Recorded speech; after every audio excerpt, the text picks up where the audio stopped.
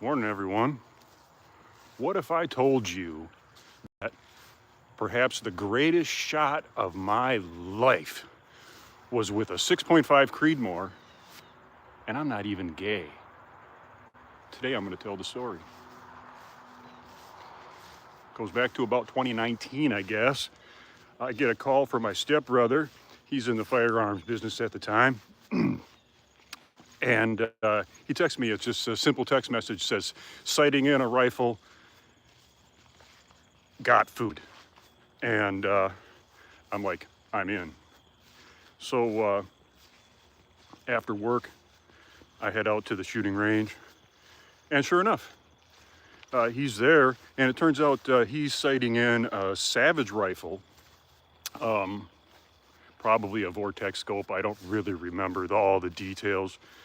For a customer. So some grandpa was taking his kid out west, mule deer hunting or something. And my stepbrother, being the good guy that he is going to sight this rifle in for the young man, make sure he gets all set up. So I show up out there, and I was rather disappointed, actually, because the food ended up just being ham and cheese and bread, and that was pretty much it.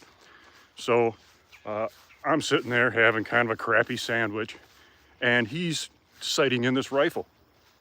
And my stepbrother's got a temper, and it wasn't going well. Something, whatever, he's cursing and this and that, and shooting, not really getting the results that he's looking for. So then he decides that he's got to go get more ammo. So he leaves, and I moved into the kind of the primary shooting spot there at the old school bus. We'll talk about that another day. I'm sitting there eating my sandwich, and there is I'll say disassembled Savage rifle on the bench before me. He had pulled the bolt out, he was shooting, swabbing, whatever he's doing. So I'm sitting there eating my sandwich, and I look down the 275-yard lane, and I see two great big raccoons walking away from me down the lane. And I'm like, kind of that frantic look around, see what I have for a weapon. And all that's there is this Savage. But there's a couple of rounds of ammo there yet. And so I look at the barrel, sure, 6.5 Creedmoor. Why don't they make that bigger and easier to read? And verify, I got the right stuff. Now I'm trying to figure out how to put the bolt in this rifle that I've never, even touched before. So monkeying with it back and forth, seemed like an eternity, those frantic moments. And I get the bolt in. I look down the lane. They're still there. The lead one stops for some reason or another. And, there's no time to think. I put the crosshairs on this thing, and I squeeze the trigger. I don't know anything about 6.5 Creedmoor. I don't own one. This is the first time I'd ever shot one. Probably the last time I ever shot one. This way, girl. So, in like that split second before the blur of recoil, I very clearly saw the miss. I missed, but I hit high. It was like 5 mil dots high. I saw it.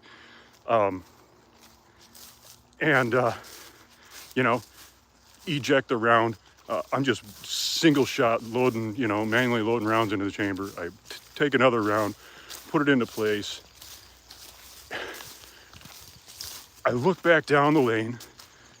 That lead raccoon is still there. He's still. And the second one is still walking up behind him. And as I settled the crosshairs onto that raccoon, I thought, I wonder. And like it was just meant to be, sure enough, that second raccoon walks up. He's maybe 5-6 feet behind the first one, stops, and lines his head up perfectly with the other raccoon. And I gave it 5 mil dots of adjustment. those Savages had good triggers. Those are good guns. This was just a base model gun. It wasn't anything fancy, but that AccuTrigger or whatever it is, those things shoot. They're good guns. So sure enough, like it was meant to be, they stopped, the two heads line up, I squeezed the trigger, and sure as heck, two raccoons, one shot. They were about 250 yards down the lane, so it was a long shot. And I'm just blown away, right? So I immediately text my stepbrother. I'm like, hey, I just shot two raccoons with one shot with that rifle. And craziest thing, you know, he's like, text back, no way, whatever, you know, it's not even sighted in. And I'm like, hell yeah. So I guess I decided I had to prove it. So I go marching down this shooting lane, and the old range was kind of a marshy region, especially that we were shooting down into. Nala, over here. So I go marching down the lane in my pharmacy smock and my, you know, custom insole shoes before I discovered Crocs. And with this guy that kind of had this wicked spear thing that hung above the door in the old school bus. So I go marching down there with this spear, and I pick up both of these dead raccoons. I'm marching through the mud, and it's just a mess. And I pick both of these raccoons. I like stick the one, so I hit the first one right in the head, explosive. The second one, it caught it in the neck, so it probably dropped a good 3-4 inches after going through that first raccoon. Nala, here.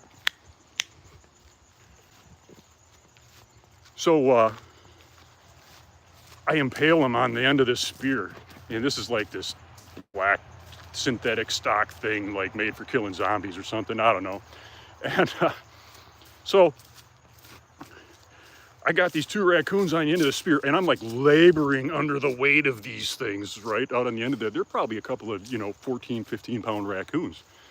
So I'm struggling to even march up the hill.